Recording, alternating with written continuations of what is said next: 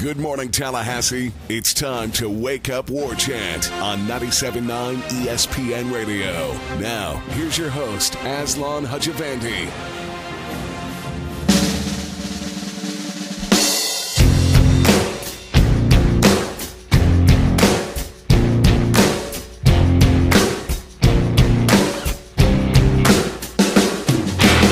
It's the best day of the week edition of Wake Up War Chant Friday. Renegade Express. We'll get to that shortly. But first off, you know me, Aslan. He's Corey Clark. And Corey, I got a surprise for you next week, but I think I probably just gave it away by telling you at this point in the show what the surprise is going to be. But good to have you here as always, friend. How are you, man? Good, buddy. And you didn't give away the surprise. You just told me there is a surprise coming. Just making sure. Just making sure. Do I get a hint? No. But you will know sooner than later. I mean, you'll know early next week, I was told.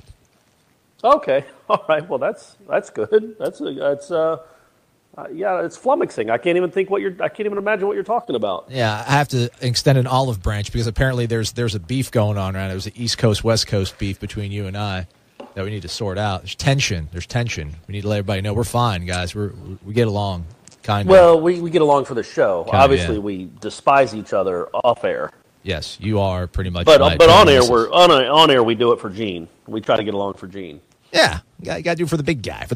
This show brought to you by the big folks over at For the Table Hospitality. 3 great locations in College Town, Central, Township, and Madison Social. If you're going to make it in town this weekend for the perhaps UNC Asheville series or perhaps the Boston College finale, it'll be a great time to head over to those locations in College Town. Check them out. You won't be disappointed. I think you'll like them quite much. All right, Corey, so the things to talk about today, we'll get to the Renegade Express later on in the program, obviously taking people's questions that they left on the Tribal Council of warchant.com. What are you looking more forward to this weekend, baseball or basketball? Baseball guy? Basketball. That's the kind of whole season rides on this game. A little bit. That's an important 2 hours. In baseball, it's UNC Asheville. So they're 2-5. You got to imagine Florida State's going to win that series and get a lot of strikeouts. And, hopefully for them, score a few more runs and start getting some confidence offensively. Yeah, that would be nice. That'd be nice. They're not swinging the bat that nicely right now. But, again, it's early in the season, small sample size, long season, things of that nature. We'll figure it all out here hopefully sooner rather than later. I'm excited to get back to Hauser, man. I always like getting back out there.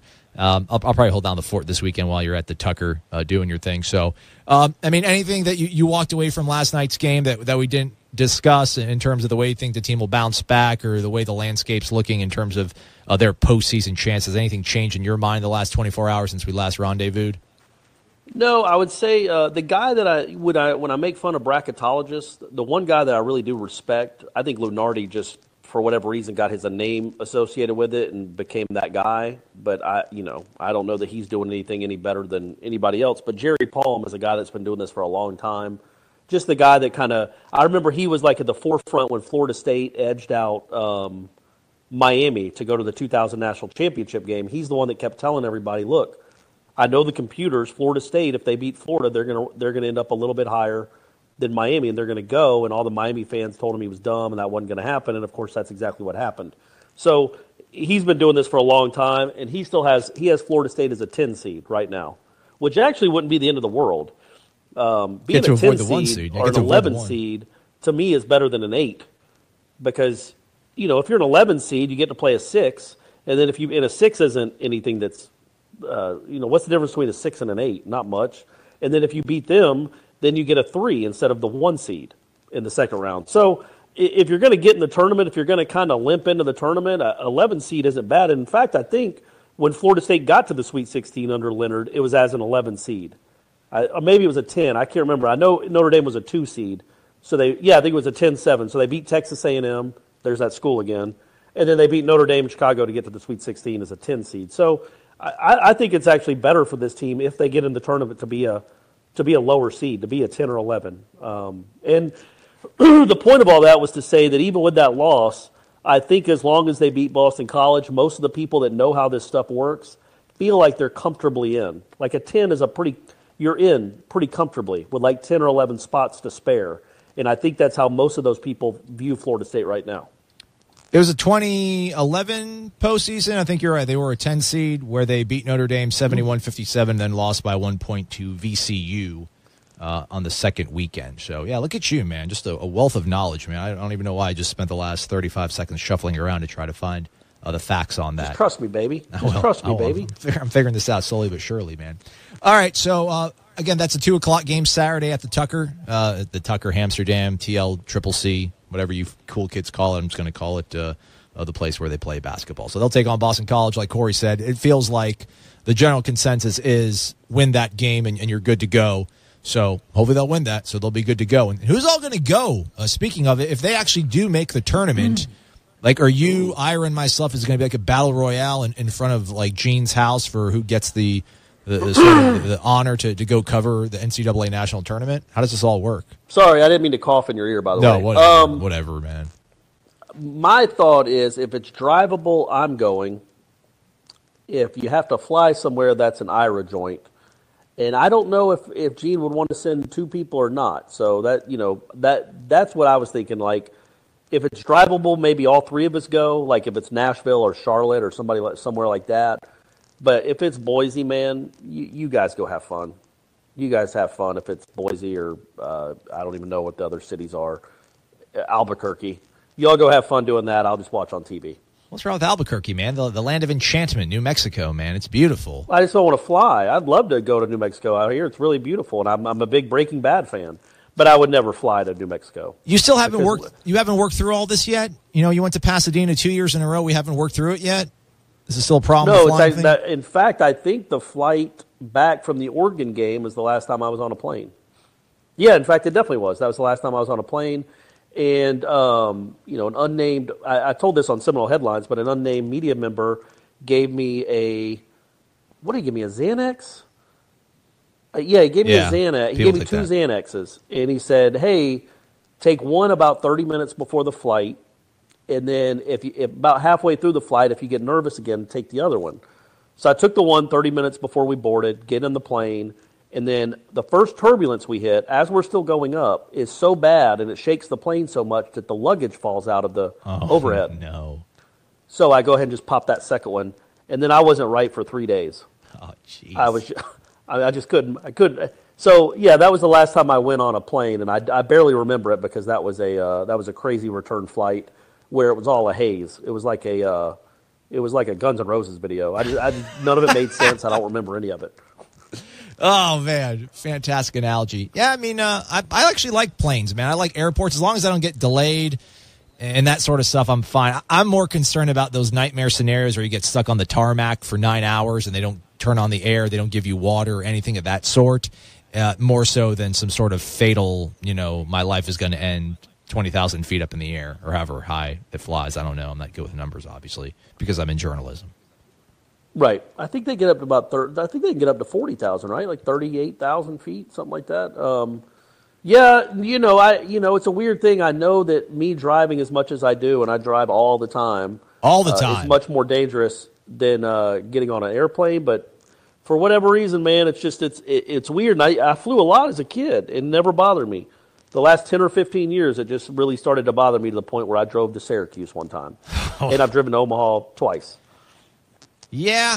All right. Well, I don't know. Maybe someday we can work through this together as a team and get you on board. But yeah, folks. Don't they hypnotize people? Can't I do like to get people to quit smoking? Yeah, can't you get hypnotized? Maybe I can go get hypnotized and not have a fear of flying anymore. That sounds like something that we can all get behind. I got $10 in the collection plate for that one. We've got people listening that can make that happen. Somebody reach out to me and find me a hypnotist that can get me to not be afraid of flying anymore. Yeah, that's all we're asking is for a small donation. Get Corey, to join the 21st century and use jet airplanes as a mode of transportation to make his life easier. And to also put him in a safer place because, gosh, man, the highways are dangerous, man. What's not dangerous? They really are. Yeah, what's not dangerous is going to Indianapolis, or hopefully you would think it's not dangerous, is going to Indianapolis and actually performing. I drove to Indianapolis, too. Oh, did you? All right. In 2015, for that, when they had Jameis and all those guys at the Combine. Yeah. I went out there for that and drove to Indianapolis in the middle of a snowstorm. That was a smart decision by me, too. Anyway, go ahead. Sorry.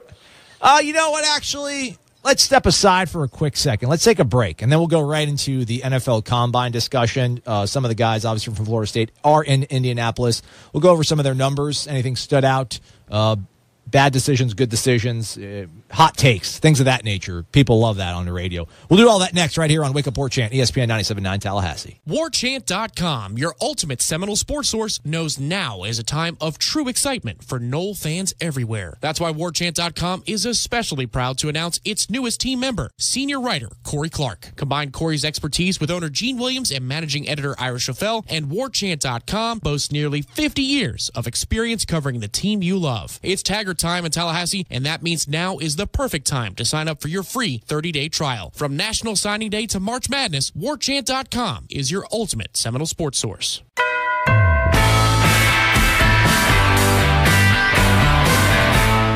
Welcome on back to the program. He's Corey. I'm Aslan. It is Wake Up War Chant. We're brought to you by For the Table Hospitality. 3 great locations over at College Town, Central Township, and Madison Social. Whatever you got on the mind, whatever you want to go hang out, any of those locations can provide what you need. So we're talking about the Combine. Corey, you have any fun times from Indianapolis back in 2015 that you remember? Any good places to go to have a bite to eat up there for our potential Seminole NFL players? I believe the name of the place is St. Elmo's. It's like the famous touristy steakhouse in downtown Indianapolis. Now, keep in mind, the temperature on my car when I got into Indianapolis said 1. It Single was just digit. a miserably cold, awful experience. But that said, the St. Elmo's was a cool place. And in fact, it was like where all the GMs and scouts were, and many of the players were their agents. So that was just the place to be. And I went with Brendan Sonnone, who was then with the Orlando Sentinel, and we got the shrimp cocktail, which is really famous because the cocktail sauce literally almost burned my nose off. Yeesh. I mean, it was crazy how hot it was. Just, you know what I'm talking about? Like when you get horseradish and it just burns your nostrils? Yeah, I wasn't right for a while after that. But it's a good place. All right, cool. All right, Rick Leonard, one of the guys out there, we'll start going through the stats in case you haven't seen him yet, folks. Rick Leonard, measured in at 6'7", 306 pounds, and he benched 19 reps of 225. I think that's pretty decent for a guy of that stature. That's pretty good. Auden Tate, meanwhile, checked in at 6'4" and 7/8 inches. I don't know why they robbed him of that eighth of an inch. He's practically 6'5", everybody, 228 pounds. He was the tallest wide receiver at the Combine. Ryan Izzo, also part of this segment group, I guess you can call it, who was measured in and everything, 6'4" and 5/8 inches, 256 pounds, a 76-inch wingspan. 9-inch hands, though, Ryan. Those are kind of small mitts there, buddy. I thought you need to have bigger mitts than that. I thought 9 is a small mitt size. But those are the 3 guys who've already gone ahead and measured in. Of those 3 guys, you feel good about Tate obviously getting drafted. Izzo, I guess. Leonard, I don't like in terms of like how would you rate them 1, 2, 3, gold, silver, bronze in terms of their likelihood of getting drafted? Well, Tate's obviously the one. He's the gold medalist. I think he's a second or third round pick. Maybe I think he's a really good. If he'd have come back for his last year, I think he would have been maybe the best receiver in the conference. So he's good. He's got a good tape and he's big. The other 2 guys, man, I honestly don't know. I would assume Izzo just because I never thought Rick Leonard. When I saw Rick Leonard play, I never thought to myself that's an NFL football player. Izzo, I think, has some of that. He's a big kid that can move a little bit. He's not slow. That play against Clemson, the trick play, he showed some speed there a little bit. He can move, and he's big. So he wasn't used much this year, but I think in the right system, he could be a 30-catch guy in the NFL. So I do think he has a good chance of maybe sticking. Rick Leonard, I really have no idea about. None. I would be surprised. I guess I wouldn't be stunned, but I would be surprised if he wound up on an NFL roster. And maybe that size is appealing to teams because he is 6'7". But I don't know how great his film is that what he can do at the Combine could make up for what's on film. Leonard, 6'7", his arm length, 31 3/4 inches. Now compare that against Izzo, who is practically 3 inches shorter than him. And Izzo's arm length is a full, inch longer. So I think obviously his punch, the wingspan, that kind of stuff might obviously go against big Rick Leonard. But, man, what just a crazy sort of thing, because it felt like, when they recruited him, he actually was going to stick at defensive end. This thing was going to work out quite well. There was a lot of optimism, and then he ends up, bouncing around the offensive line, being a solution, being a problem, being a solution. And here we are, man. It seems like it was yesterday he got to campus. But best of luck to Rick, Auden, as well as Ryan, and everybody else that's up there in Indianapolis that'll be, getting their testing done. Obviously, Josh Sweat, Derwin James, Tavares McFadden, Derek Nottie, also in the mix up there in Indianapolis. So they're all going to do. I think they're all going to. There's no reason for these guys not to do any of the drills, right? There too? I don't know. I should double check that right now. Well, what are your thoughts on him ultimately? Is that your sort of curiosity? I mean, mine's Josh Sweat. Really interested to see how he's evaluated by the folks there. Is Matthew Thomas one of the guys you're more intrigued to see what these folks who are supposed to know everything think about him? Yeah, not so much at the combine though. I don't really. It doesn't really matter to me what he does at the combine. I assume he'll run a pretty fast time for a linebacker, but he won't be like Tubman fast. But I am interested how he does. What the powers that be, the decision makers of the NFL, what they think of him. Because again, he had moments like the Michigan game where he looked like the best player on the field. He looked like an All-American candidate. By the way, Jabril Peppers didn't play in that game. I don't know if you remember that. Oh, but Jabril really? Peppers from Michigan, he was hurt. Yeah, he got hurt and didn't end up playing in that game, and that's obviously the only reason Florida State won. But Matthew Thomas was really good in that game, and he had moments his senior season when he was really good. But again, when you want to talk about red flags, they're all he's draped in one. From the eligibility issues to the effort concerns at times, the fact that he did disappear during some games and didn't make plays. I can understand why teams would hesitate with him too. I think he's a guy that you take a flyer on late and see if he's built for the NFL. Because he is a guy, I think, that if he gets in the right system with the right coaches, he could be a guy that maybe plays 8 to 10 years in the league and is a productive NFL football player. I think he's also a guy that could be out of the league in a year. I think it really will depend on the fit and where he ends up. So I'm really intrigued by him and where he ends up because he's got some measurables, man. He can move and he's big, and he does have some nice tape. He's also got some bad tape. But he's got some nice tape they can look at. So I am really interested where he ends up, but I don't know that the combine will tell us anything. In fact, do we even know if he's at the combine? Yeah, he's up there. Matthew Thomas is there, and according to NFL.com's prospect overviews and whatnot, his draft projection, they have him as a 6th to 7th round pick or a potential free agent. So right. I'd take a shot at him in the 6th or 7th round. I think he's worth that risk. Yeah. Same thing with Rick Leonard. They have him projected as a 7th round pick at best, if not potential free agent. So what about Izzo? I was trying to pull up Izzo, and for some reason he won't come up on their little sort of thing here. I can probably scramble here for a second and tap dance on air while I stall to figure that out. But I don't know, man. It's just crazy that the tight end position. Everyone, we're not using him enough, and no one's ever been used at Florida State in the tight end spot. It feels like, other than Nick O'Leary, and that's because he had that savant who was able to go through his 3rd and 4th read to find Nick O'Leary. I don't know how many plays like Nick O'Leary was a 1st or 2nd read for Jameis.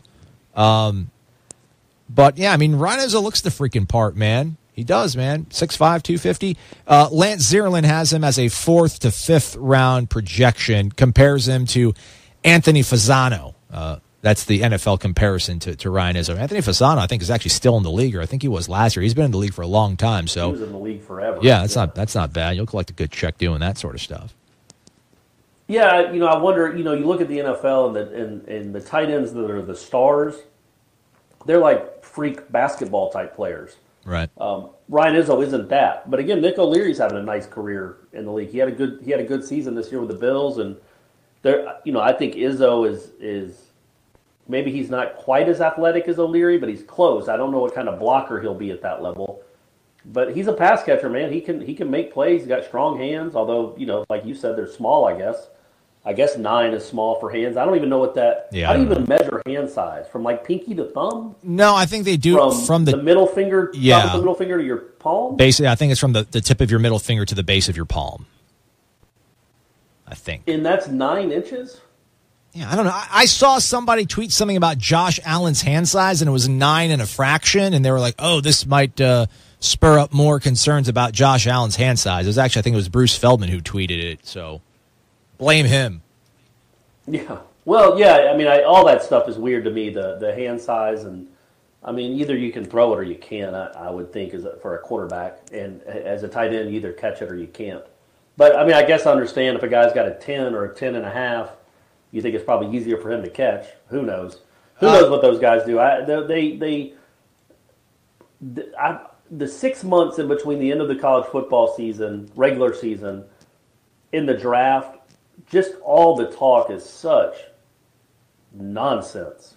Stop. You see all these anonymous scouts quoted, and then you go back and look what they said 2 or 3 years ago. Like, you'll go read a story about a guy comparing Jameis Winston to Jamarcus Russell, and it's just preposterous. They just don't know what they're talking about. That was some guy in Milwaukee, right? The number 2 teams in the draft, that's how Ryan Leaf gets picked number 2.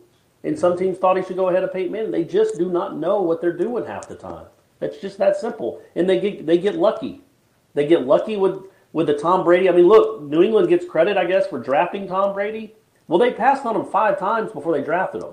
Yeah. So they didn't think he was that good either. And all the other teams passed on him 5 or 6 times. So I don't know, man. I just look at the film. Either the guy can play or he can't. And it's really hard to predict. So, hey, for all we know, Ryan Izzo is going to be in the Hall of Fame in 25 years. We need a segment in the show called Corey Says or Corey's Right or Confirmation Corey. You're right. Actually, the hand size measurement is actually outstretched hand, tip of the pinky to the tip of the thumb. Man, I'm all over it. Yeah. I mean, it's weird. What don't I know? It's getting annoying. It's getting annoying, Corey. All right, come on. It's crazy that I would even know that. Yeah, what do you think your hand size is? Oh, jeez. I'm looking at about 8. I'm doing it right now. 8. And I'm looking at about a 7.5, maybe. Yeah, actually, you're probably right. Not Probably great. closer to 7 than 8.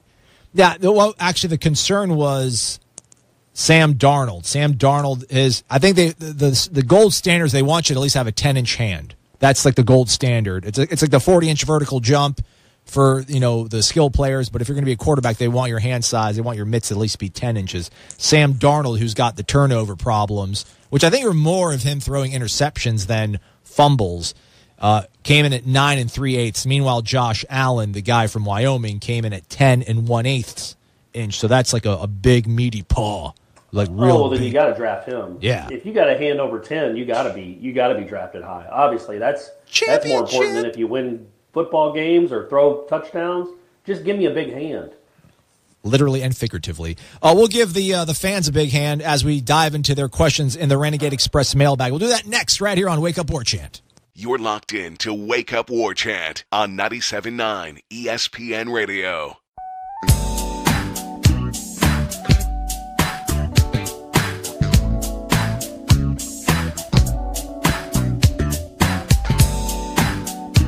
He's Corey. I'm Aslan. This is Wake Up War Chant. Thanks so much for being here. We do appreciate it. We're brought to you by For the Table Hospitality. 3 awesome locations at College Town, Madison Social, Township, and Central. Check them out. This weekend is as good a time as any to do so.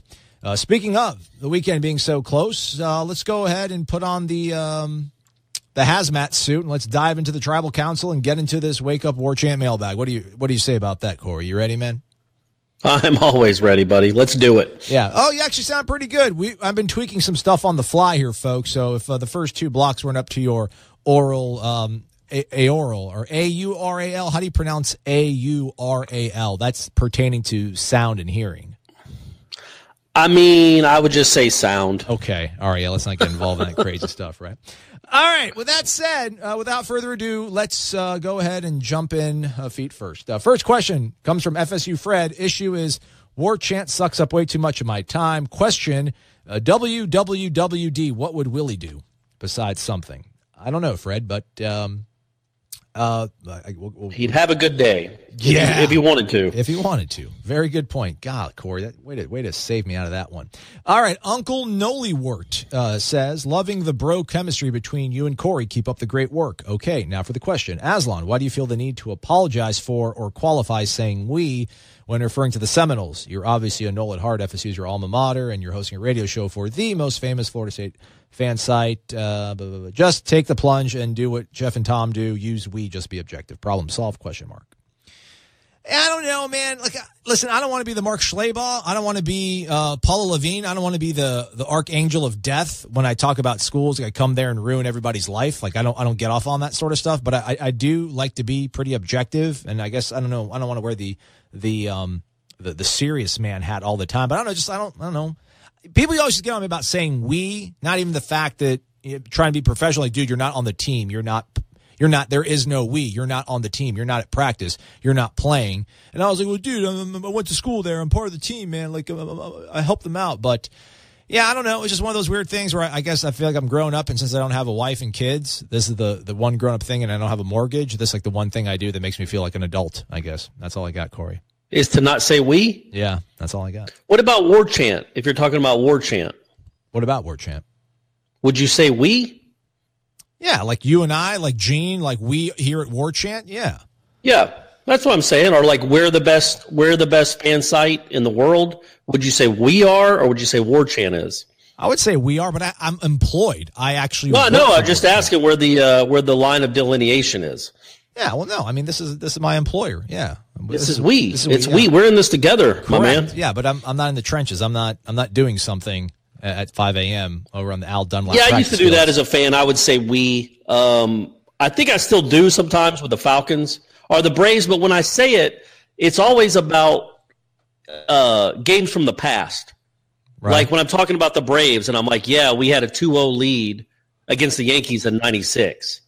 Weirdly, that I feel like that's okay. It is, but you're not on the beat. You're not on the beat, though. That's the thing. Like, I'm on the beat now. I'm on the beat. Yeah, but it's all right if you cheer for Florida State. That's fine. But I weirdly I don't do it now when I talk about the Falcons or the Braves. I don't say we've got a 14-10 lead in the third quarter. But when I'm talking about games from yesteryear, I always refer to them as we for some reason. Okay. Still, so I don't know. Weird. So it's always I always wondered about that, like what the players think when they hear fans say we. Yeah. Like we've got to get this W on Saturday. I wonder if they're like, really, we do, or you need to sit there while we try to go get this win on Saturday. We'll ask them that maybe on Media Day. Hopefully we get to speak to them before that. Speaking of the Bravos real quick, man, what's up with you guys giving this Ronald Acuna guy, the number one prospect, like a hard time about his hat? Like, at first I jumped to conclusions because I saw a quote from their legendary Jones, and I'm like, come on, Larry, just like go off in the retirement and just be retired, Larry. But it was actually Andrew Jones who was saying that this kid needs to be humble, but humble and cocky or something like that because he wears his hat cocked to the side. This is why I can't wrap my head around Major League Baseball, the unwritten rules, all this old-timey stuff. That's why I'm cool with college baseball. It's not as stringent. It's not as strict. Your thoughts? Well, I don't think most teams are like the Braves. I mean, personally, I think it's ridiculous. Let the guy. I mean, he can wear. I don't care if he wears a hat at all. He can just go out there in a do-rag. He can wear it backwards like Ken Griffey did in batting practice. I don't care if he's as good as they say he is. Dude, play shirtless. Just be a good player.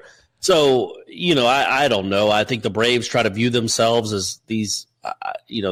The Yankee South? Like, come on, were they Steinbrenner reincarnate? I mean, I guess that's what they think, or they're the bastions of integrity for baseball and the old unwritten rules. It's like, man, who cares?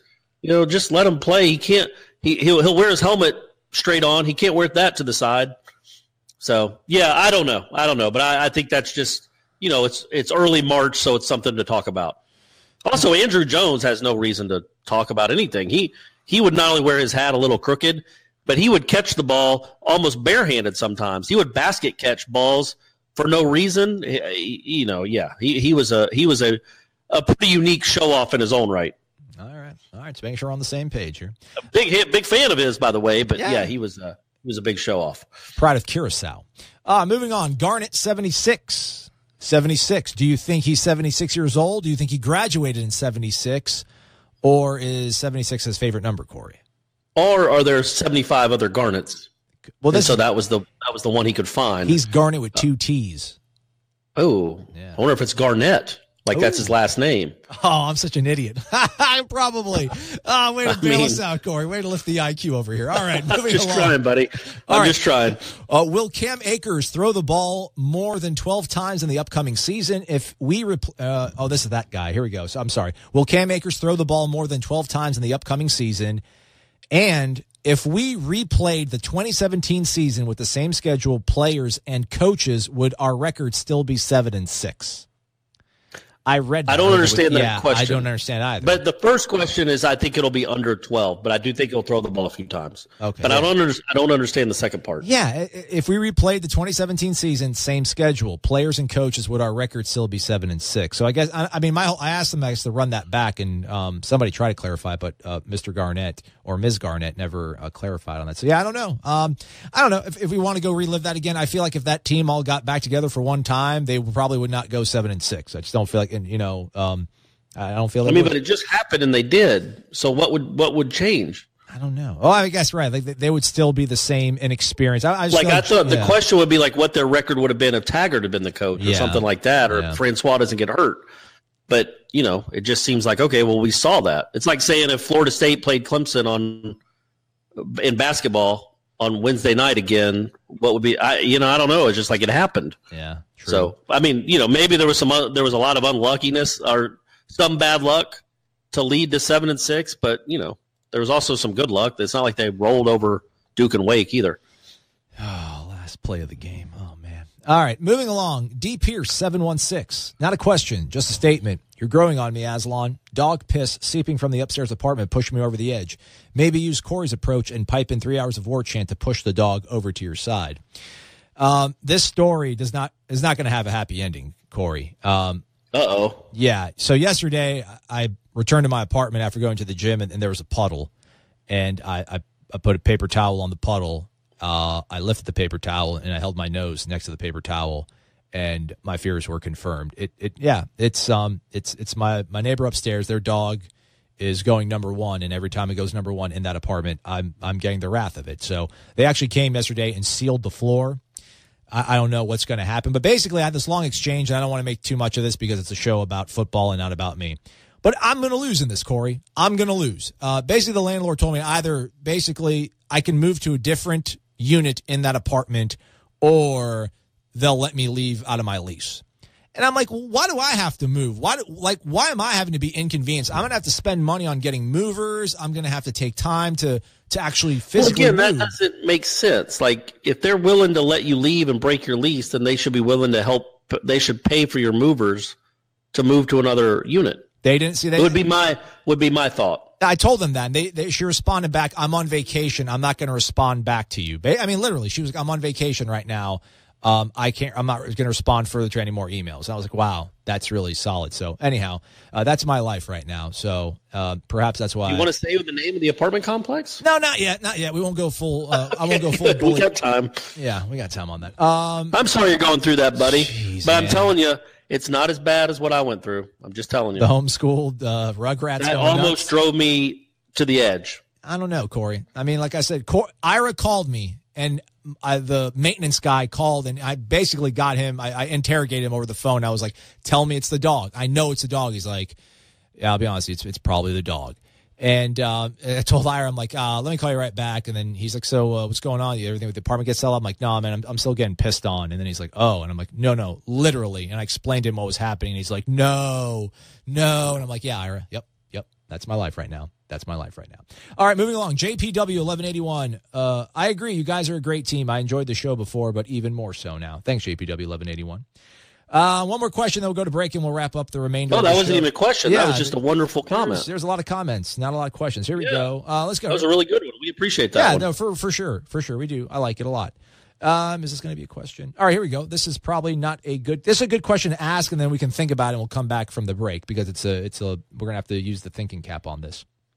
Your take as a discussion, because I know this is done for each game during the season on War Chant, but on each side of the ball, what position this coming season will be a possible Achilles heel, and then flip, which side will be the unstoppable force against the other teams on our schedule? This will be team matchup issues or clear advantages against either in the coaching ranks or on the field. So it's that whole little matchup thing that Gene would do, and he would give the checks and the check plus and that sort of stuff.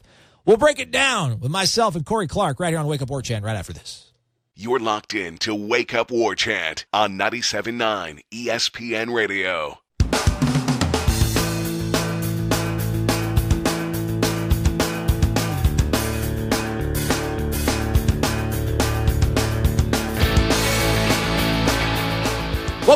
into the program, wrapping things up on this Friday edition of Wake Up War Chant. He's Corey Clark, senior writer for warchant.com. I'm Aslan Hajavandi, the director of digital media for warchant.com. We are knee-deep, or about elbow-deep, I think, now in the Wake Up War Chant Renegade Express mailbag. We'll get to that in 1 second. But first, let's pay homage to For the Table Hospitality, 3 great locations in College Town, Central, Township, and Madison Social. Check them out. It'll be good times. All right, so Noel Bully asked us basically what, we're not going to go through every single team. That'd probably be a little bit much. But I guess just off the bat, what do you feel will be the strengths for this upcoming season, Corey, and then juxtapose that against what are going to be the vulnerabilities, perhaps? I mean, I think the strength will be the running game. I think it'll be it'll come at other teams in waves because I do think they're going to go faster than they have been. Obviously, there's been much made about that, and they have some bodies they can really throw at teams. Like I think Cam Akers is obviously the linchpin. He's the main guy, but the other guys are good too, especially Patrick. I like him a lot. He's a really good he's a good college football player. I don't know if he's anything at the NFL. He's not as good as Cam Akers, but he's a really good college football running back. So you're going to be coming in waves at people if you stay healthy. And imagine the third quarter when a defense is already worn down, and then they're trying to tackle number 9. It's just not going to be any fun. So I think that's the advantage they're going to have on almost everybody they play is the tempo with which they play and the running backs they can run it at people. It's going to be hard for people to deal with. I concur for sure. I mean, that's the first thing that jumps off the roster at you is the running back position. I mean, I don't want to be contrarian and say really anything else. I have a good feeling about the defense, but there's nothing that is firmly makes you want to really put a lot of chips on the table as much as Cam Akers and Jaquez Patrick, and then whatever you're going to get out of Kalen LeBourne, hopefully as the 5-star guy, and then obviously Anthony Grant will be a true freshman, and we can't forget about Zaquandre Wright. So, yeah, I mean, the running back position, obviously. And then, but my concern is going to be on the same side of the ball. Just, I don't know what's going to happen to wide receiver. I guess you hope that everything's going to be lethally simplistic and that'll free everything up. But my fear is just how many teams are going to be able to commit to stopping the run and be successful and bringing an extra guy in the box. I like James Blackman. I like his arm, but I just don't know, can guys get open consistently without having to run 20 yards down the field and beat a guy with pure speed? Yeah, I mean, I agree with that. I do think Gavin has a chance to have a nice breakout year. He's a pretty freakish physical dude. Like the way he moves, he's not the best pass catcher right now, and he's still highly unproven, mostly unproven. But man, he runs like he really does. When you watch him move, his body flow, his fluidity, it looks like a dude that's 5'10". And then he's that big and can move like that. I think he could be a real problem for teams. And, I think DJ Matthews is a nice player. I think he has and obviously we know Nooney Murray, when he's right, is a difference maker. But it's, that's an if he's right or not. But those 3 guys, I think, have a chance to be a nice trio. And the other guys around Terry and the new guys, maybe they can make a dent. They're going to play. But I think those 3 guys are the guys that you can really kind of build around. And, yeah, I think whoever the quarterback is will have some guys that he can trust to get open and make plays. But, yeah, I understand that. I think I think for me, we talked about him yesterday. The defense, I think the defense will be okay. They lost some real talent on the defensive line. I wonder about the linebackers. How good are they going to be? How much depth do they have? None. And can they withstand a couple injuries? No. Yeah, I mean, linebacker is dirtily. That to me is the Achilles. Yeah, I mean, my thing is I just feel like whatever they lost in talent, I just feel the reinvigoration of guys like Harlan Barnett and Mark Snyder are going to be able to really carry that. I guess pass rushers, almost more so than linebacker play, because like you've said, since 2013, linebacker has been an afterthought on this roster. I wonder who's going to be able to rush the quarterback. Brian Burns did not have the breakout that everybody had kind of forecasted for him. But hopefully with some coaching up, he can figure out a way. And I don't know who's going to be on the opposite side of him if they stay in a 4-3. It's going to be Janarius Robinson. I mean, that guy's he looks the part, but we haven't seen him play at all. So who's going to get to the quarterback? That's obviously a huge important part of the puzzle. But you feel good about Marvin Wilson. But we'll see what happens on the edge, the edge rushers. That's an important thing. All right, moving along. Next guy, Kendo. I think Kendo is that guy. Is poised for a nice year. Yeah. Also, real quick to wrap up on that sort of thought, man. Keith Keith Gavin, I mean, 2 full seasons out of him, and what does this program have to show for it? Well, again, that goes back to return, who was in control his first year when he couldn't get on the field at all. Bizarre, man, bizarre. All right, West Duval Knoll, it's all about wins and losses. So with that, what will be your feelings regarding different regular season win-loss records for Willie? He breaks it down here in quite a nice little display here. All right, 7-5 or worse. We did not hire the right guy. This is unacceptable. 8-4, not so sure we got the right guy. Let me see what he can do next year. 9-3, that's about what I would expect. We may or may not have got the right guy. 10-2, I'm impressed. He should get us in the playoffs soon. 11-1, 12-0, home run higher. Willie is the man. So I guess basically 7-5 is like, oh crap. 8-4 is like, 9-3 is like, all right, not bad. 10-2 is awesome. 11-1, 12-0 is woohoo. So, I think it'll be more than a woohoo if they go 12-0. I think that will be a, oh my word, that Florida State's set up for a dominating run. Yeah. 7-5. I think you have a right to question. Okay, that's not good. I think you do have a real right. You have a real. You're perfectly well within your rights to wonder. Anything more than that is an improvement. And it's a guy in his first year, and you're going to give him some leeway. So I think 10 wins or more, you're ecstatic. You're like, okay, this guy has a real chance. Anything under than that, he gets the benefit of the doubt, but the jury's still out. You know what I mean? My thing is 10 wins, man. It's 10 wins, or I don't want to say 10 wins or bust, but listen, you've come here. I don't want to say they've taken a chance on you, but you got your dream job. There's a lot of good talent still on this roster. You're not walking into a terrible situation. You're not walking into, Slappy McSlapperson and the Slappers on this roster. There's talent, man. There's 5-star guys. There's disruptors on the defensive side of the ball. There's playmakers on the offensive side of the ball. Now, a lot of it is unproven and raw, but you've got your sort of enthusiasm that's trying to bubble over every facet of this program. You'd hope it would start, obviously, with the roster. 9-3. The weird thing is no one ever cares about bowls when we make these preseason predictions. Everyone just talks about 12 games, and the bowl is like, well, whatever. I don't know, man. Bowls, I don't try to read too much into them. I don't think bowls are good predictors for the future. But listen, there's a difference between 9-4 and 10-3. There just is. Anything less than 10 wins, I'd be disappointed. I would be disappointed. I'm sorry. I don't know if I'm being unreasonable. I think I'm a reasonable guy, but if you're going to lose 3 or more games, you're losing probably to Miami or Florida. That Clemson, I think we'd probably all go ahead and assume is going to be one, and then you're going to lose to one of your rivals, and then if you're at Florida State and you have more than 2 losses, you're going to have one of those quote inexplicable ACC losses that the other guy got roasted for having. It's just the way it works. It's the math of it. Typically, I don't know about this year, though, because that schedule is different. You got Virginia Tech, you're at Louisville, you're at Notre Dame, you're at Miami, you have Florida, and you have Clemson.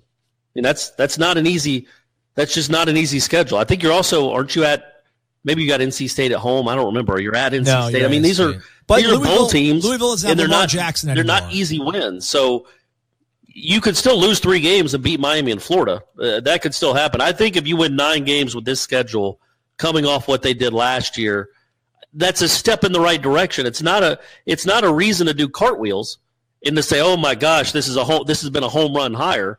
The jury's still out. Like I said, anything below 10 wins, I think you think the jury's still out. But I don't think it's a reason to be concerned if you go 9-3. Okay. Especially, it's just a hard schedule. It is. And there's a lot of question marks on this team, and they're learning 2 brand new systems. So, 1 year, 9-3, your first year, that with everything you've had to install and all the change that's taken place, I don't know that. I'm just speaking for myself. I wouldn't be disappointed with that. I think that would be a positive step in the right direction. And Florida State fans, when they would take a step back, would be okay with that, thinking that it's just going to keep getting better as they move forward. And you probably let Brady get sprinkles on his ice cream after he goes 0 for 4. So whatever, man, whatever. Brady doesn't go 0 for 4. That's what I was. Yeah.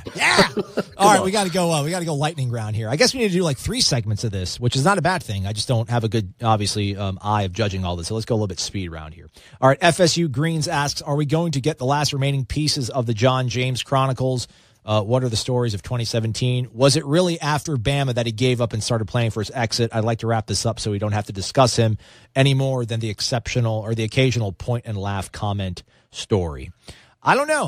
Are you on tap to do another Chronicle Do you know? Yeah, we'll do something, little teaser. I think we're going to do, we don't know the number yet. We're going to do bullet points, essentially, of how Jimbo turned it around so fast, what the decisions he made, the changes he made to turn Florida State around so fast. And then we're also going to do one on the flip side, how it fell apart. Okay. So I think that's what we're planning on doing. I don't know that we'll ever get the full story on when he decided he was leaving. I do think his eye was turned towards College Station well before the Alabama game. All right. But I don't think it was a dead set, I'm leaving back in the summer. I just don't. All right. But we'll have another installment, I don't know, in the next week or 10 days probably. All right, take it to the bank. All right, NC Knoll fan, why do War Chant posters act like you kick their dog if you mention Cam Akers at quarterback? I don't know. I can't speak for War Chant posters. Aslan, what do you think, buddy?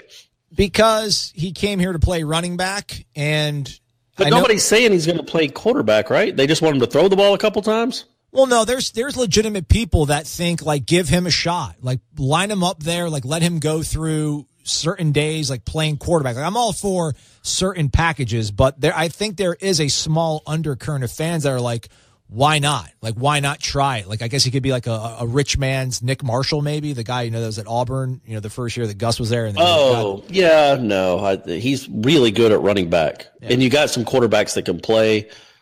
I don't know. I wouldn't be, I don't know if I'd want to do that. It would be something to watch though. Holy moly. Yeah. But you can't just win with a running quarterback. The guy has to be able to make some throws. And we have no idea if Cam Akers can read a college defense. We know he can run around. He'd be fun to watch, but we don't know what kind of legitimate Division I college quarterback he's going to be. And Willie Taggart's had some good college quarterbacks, and they don't just run around and then make plays with their legs. Yeah, there's a system, people. There's rules. All right, let's try to get two more questions in here real quickly. FSU Fred asks again, how many quarterbacks could Florida State get on the field for one play, like a meaningful snap? I mean, 2 if you're going to count. Oh, Cam. I think they could get 2 or 3. Yeah. I think they might do that. Sure. Okay. Honey Fried Pickens. Hockman out there? Yeah. All right. Honey Fried Pickens asks, do cows produce semen? Just kidding. What are the biggest differences we will... By the way, I caught myself at least on that ridiculous He corrected himself. Comment. Nice. What are the biggest differences we will immediately notice on defense with Barnett taking over? I think it'll be the aggressiveness, the blitzing from all angles, from different angles.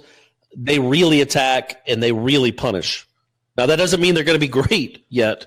It's not. He hasn't recruited his guys to his system, but they're just watching Michigan State over the last few years, man. They go and they attack, and they're not fun to play.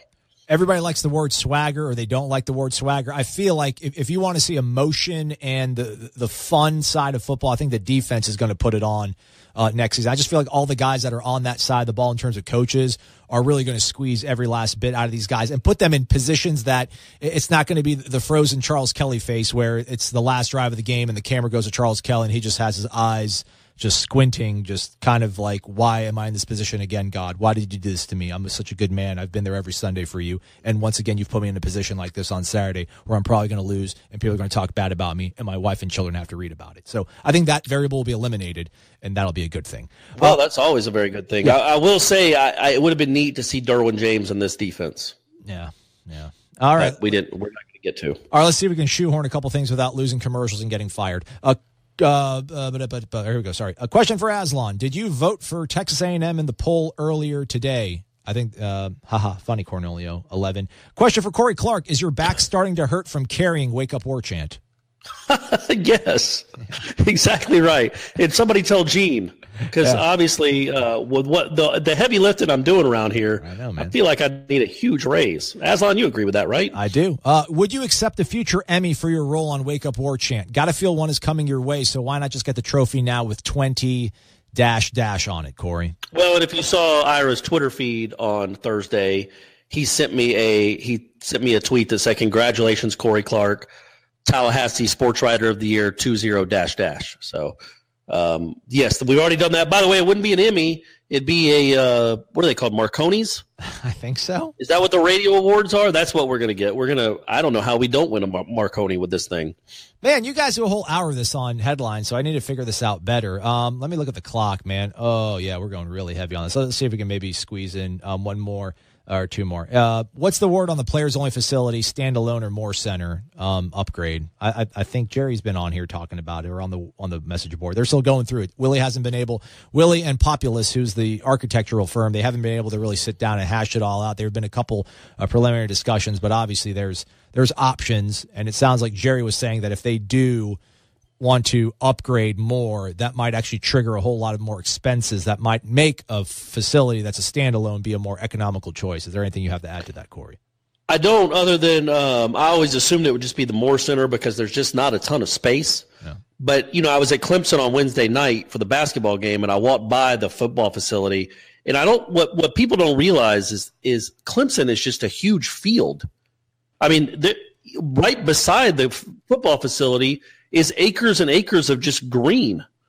They don't have that at Florida State. By the way, it is a pretty fabulous building. I'll be honest with you. That thing looks incredible.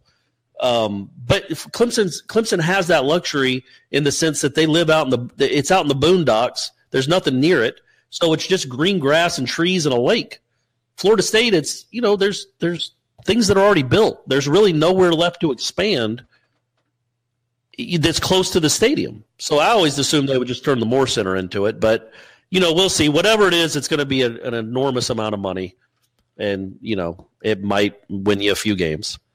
If you're listening to this, congratulations. We're going into overtime. I realize that this is also a podcast, so this is going to be additional extra content for you folks who have listened to this on the podcast and not live on the radio. So sorry for rushing. Oh, this is like a director's cut. Yeah. So we're good now, Corey. I'm sorry about rushing you through there like that. But you never worked in TV, so you don't understand urgency. I'm like, come on, we got to go quick. And you're like, well, I was walking around the lake with the trees, and I saw the Clemson building, and it made me ponder some things about life. God, but again, though, you are talking to a guy that's been dealing with deadlines for the last 20 years of his life. That is true. I know a little bit about urgency. I'm trying to get you ready for when the ACC network rolls around. Multimedia dimension. When the ACC network rolls around, I got to have you ready, man. Yeah, I got to have you TV ready. They're going to start, they're going to put really tight constraints on you in terms of like, all right, Corey, we're going to come back from break. They're going to toss you. You're going to have to wrap up your thoughts in 30 seconds. All right, stand by, live in 3, 2, and then boom. Some guys are going to be like, all right, welcome back to Charlotte. I'm Bob Gibbons, and alongside Corey Clark here. Wrapping things up. What are your thoughts on the game right there, Corey? And you're going to have they're not going to be able to pigeonhole me into 30 seconds. What's the point of having Corey Clark if you're going to just give him 21 seconds to talk? That's worthless. The world needs to hear as much Corey Clark as possible. That's right? true. That's true. Yeah, Are you there? And we're giving them, anyone? yeah, we're giving them what they want right now with the overtime on Wake Up War Champ.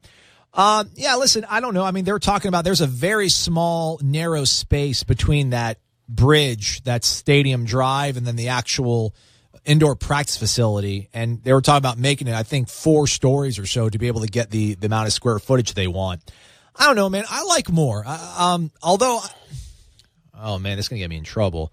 Actually, no, I'm not going to say it because I don't want to get in trouble. I like more. Smart. I think there's 2 good options. So they either can, do a little bit of facelift to more, and that should be fine. Or if they're going to start from scratch, I would imagine they'll do a very good job of it. Moving along, let me move the microphone over so I can get this guy's name correctly. Stand by. Man, I got bad eyesight. Gibbs, 2 B's, 2 S's. Your thoughts on Cowherd's comments about knowing of one SEC team for sure that is paying recruits. Thoughts on recruits getting paid in general. My thought off the bat here is that I didn't even know Colin Cowherd was still doing something, and he's obviously has to say something like this to have people talk about him.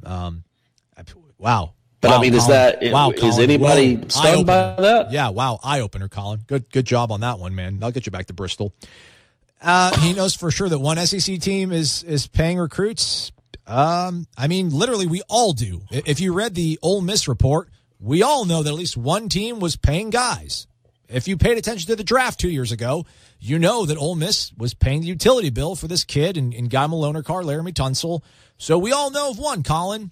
And that's really rude. I don't want to be condescending. No, I think he even said not Ole Miss.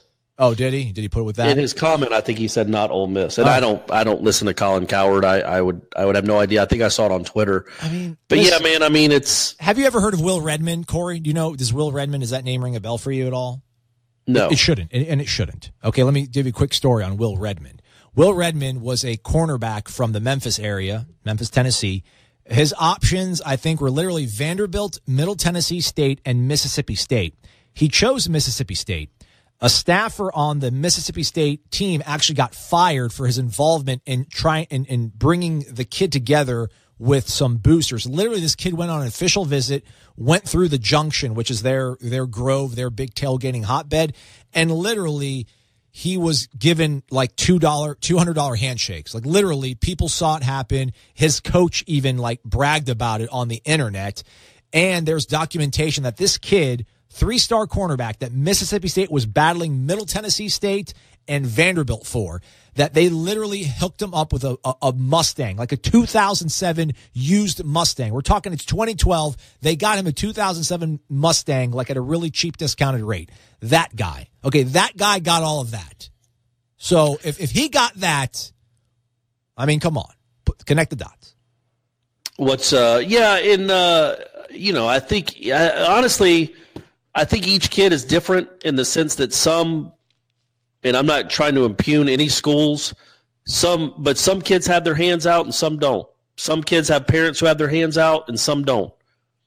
And there's so much money in the sport of college football that if you know the kid you really need that can make you a national championship contender in 2 years has been offered whatever, X amount, $40,000 by one of your rivals.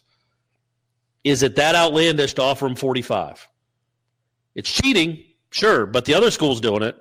So do you want to keep up? I guess my point would be, and again, I really don't have any insider information at all, but it's just a kind of pragmatic, realistic look on such a big money sport when it comes to amateur athletes.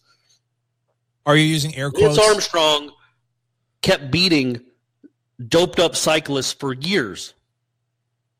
Literally everybody in the Tour de France was doped up, and they kept getting busted and caught. But the guy that was beating all of them kept swearing that he was clean.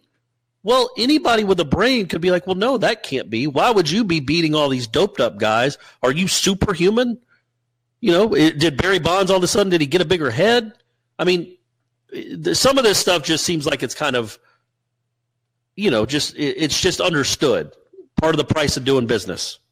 And as long as the money is like it is, there's always going to be shady stuff going on in college football and college basketball. There is so much money being given to these coaches and so much money being invested in these schools from these teams that it pays to cheat and it pays to win games. That's, look at Baylor. Baylor's football facility, they doubled their size of it and put hundreds of millions of dollars into it. Now, obviously what happened at Baylor was horrendous and abhorrent. But do you think they regret the Art Briles era? Is that rhetorical? No, I'm asking, do you think they regret the Art Briles era for how much money he ended up making that school? I mean, it ended really, that's an uncomfortable sort of, that's a bad, you got to put me on that one, because then you're going to make it sound like I'm advocating or no, and I'm not, obviously it's awful what happened there. Obviously, it's awful what happened there, and that it kept going on and on. But he made that school millions upon millions of dollars. But they're going to lose. That's the reality of college sports. That's why these guys keep getting second jobs. Art Briles will coach again. He will, because people are going to think he can turn their program around and make them money and win them football games. That's just how college football is.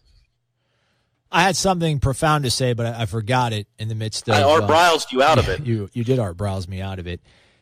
I mean, it happens. I don't want to think too much about it. Maybe a better example is like Pitino. Well, here's my thing. Do you think Louisville fans regret Rick Pitino being the head coach at their university for the last, whatever it was, 15 years?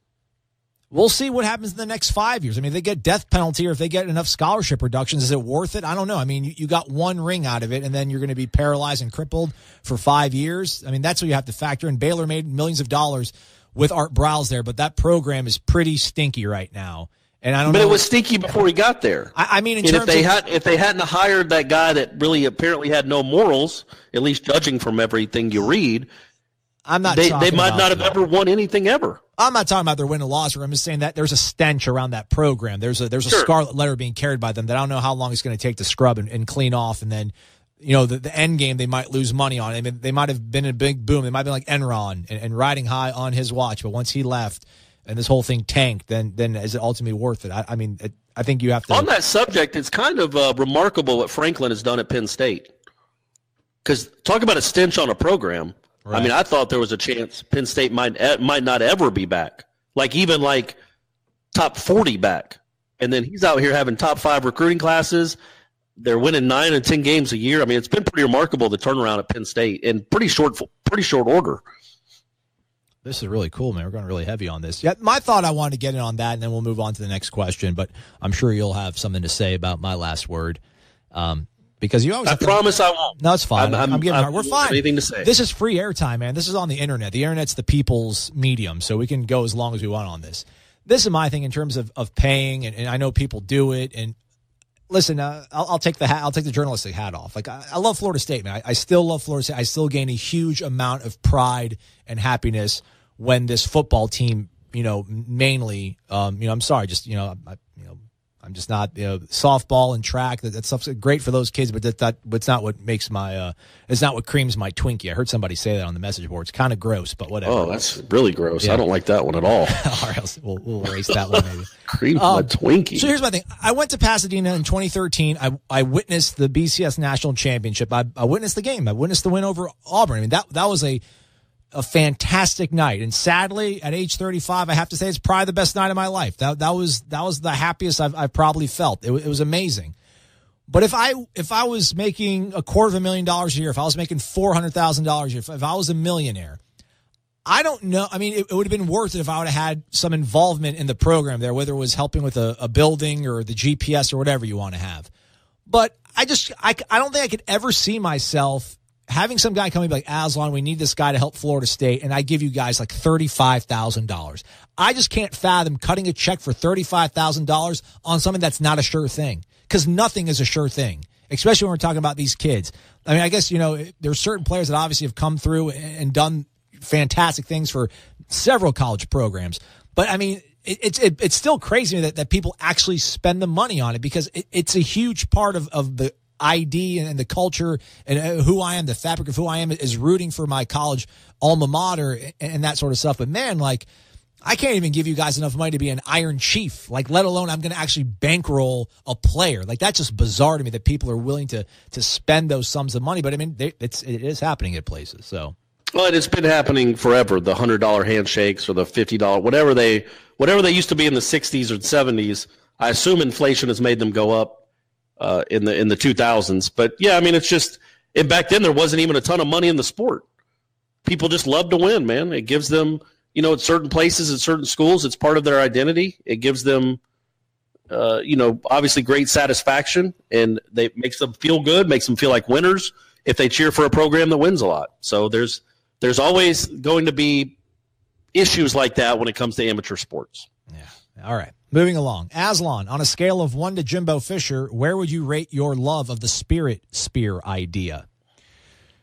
Here's my thing. The Spirit Spear was before my time. If they're going to bring it back, I think it needs to be in its original sort of cheesy form. I don't want an updated 2017 fancy slick Spirit Spear. I think it should be a rustic, very dated looking piece. It should be antiqued and have patina on it, and it should look worn and weathered. I don't want to see like a shiny LED Spirit Spear. Otherwise, I'm Jimbo Fisher on it. I'm all in. Yeah, I don't know. I just want to know where the old one is. What happened to it? It's got to be somewhere. They wouldn't have just burned it, right, or put it in the dump. I mean, I feel like it's probably broken off into 3 or 4 sections and stored somewhere in the basement of the Tully Gym, probably. I think, like, I've never been inside of Tully Gym, but I have this vision in my mind that Tully Gym is just where, like, all the artifacts of Florida State lore are buried. I'll look into that. Maybe that could be a fun story. Maybe I can go drive around the Big Bend and try to see if I can find the Spirit Spear. All right. Or like the Trans Am from Smokey and the Bandit. That could be down there too. It could. That was asked by Bo Knowles.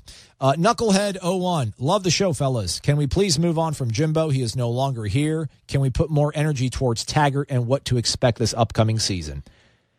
Well, no.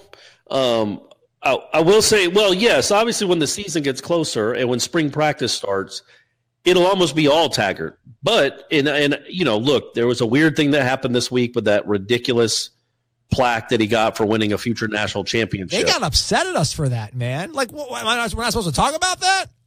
Well, of course we are. Of course we are. What else? It's March 1st. It's the early March. But as the season, obviously Taggart is going to be front and center once spring practice starts and once the actual season starts. It's going to be all Taggart all the time. But you can't act like Florida State fans aren't going to be looking every Saturday at how Texas A&M did, because it's just not reality. There's a small fraction that might be like, whatever, go have at it, A&M. I don't care. How'd they do? What's A&M's record this year? Oh, they're 5-2. That's good. Most people are going to be paying attention every Saturday. Some Florida State fans are going to be watching more Texas A&M football this year than they have in their entire lives. That's just the reality of it. People care about the guy that just left. It is. It doesn't mean you don't care about Willie Taggart. It doesn't mean that Florida State is not front and center. But that guy is going to be a sidebar for the whole season and probably for the next 2 or 3 seasons in what he's doing in College Station. Anytime Willie Taggart has been made available to us, whether that's War Chant or the media at large, we have come back on this program and spoke about it at length. We will continue to do so. And in the interim, other things that are of interest probably to most Florida State fans we're going to talk about on this show. Especially if we get a chance to make fun of them. And I get a chance to make fun of the Cal College. Ward Dunn 93. Any idea if coaches normally have clauses in their contract that take into consideration the potential of being an interim coach during the season? Odell made roughly $375,000 to $450,000 last year, I believe. Do you think he received a nice bonus for that 2-game stretch where he was head coach, or is it just part of his standard coaching responsibilities? Yeah, that's a really good question I've never even thought about. Hold on, real quick. I have no idea. I would think it was just his regular salary. Listen, they wouldn't get a bonus for being the head coach, but maybe he did. I'm sorry to interrupt you, though. Trying to stop it right there. Ward, this guy actually, this is the first post he's ever made. He's been a member since 2009. Wow, that's kind of cool. It's an honor. Yeah. You should post more often because that's a really good question. Yeah. I don't have any idea. Maybe he can be our producer, Ward Dunn 93. I could use a producer. That'd be nice. Yeah, I would imagine there's probably, I don't think there's I would imagine there's not language in there, but I would think that there's got to be some sort of sweetheart makeup for it and like some sort of discretionary bonus the school has that they can give out in an instance like that. I would imagine, or whenever they're going to renegotiate his contract, or when Willie was like, yeah, I want to keep him around, I'm sure he got some sort of late Christmas bonus. I mean, it has to. I know he loves Florida State. And he probably wouldn't ask for an extra dime. But I would think he would get some sort of bonus. If obviously. I'm Odell, I say, look, you paid Jimbo Fisher in 2017 literally like $1.1 million per win. I won 2 games. Give me my 2.2. Give the man his money. Just 2.2. That's all I'm asking. Yeah. Not breaking the bank. Just give me my 2.2. I want you to prorate what you were paying for wins and give me my 2.2. Fair's fair. All right, let's wrap this one up finally. Here we go. Final question. FSU guy 1989. This is his third post. I think his second post was asking us a question last week, so we bring out the good guys. Good stuff. All right, with the announcement of the retro end zones for the spring game, I was curious, what other retro ideas do you think or know are coming? Will we see any retro unis in the future? Also, over under 3 games with alternate unis. I think under with the alternate unis. I think they'll do it once a year. Okay. I do think you'll see some changes in maybe going back to some Warwick Dunn old school uniform.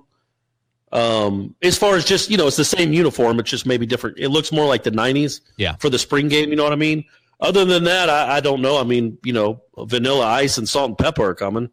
That's throwback. That's vintage. That's true. I would say probably a push on 3. I'll go with a push on 3. I don't see them going more than 3 games with alternate units, but I think they'll do it more than once. I wouldn't be surprised if they somehow maybe reach out to Nike and see if they can give them some sort of 90s. Because listen, all these guys, man, this is it's authentic. Like Raymond Woody, Dante Pimpleton, and obviously Willie. These guys legitimately are envious and very proud of the history of Florida State, especially those teams from the 90s.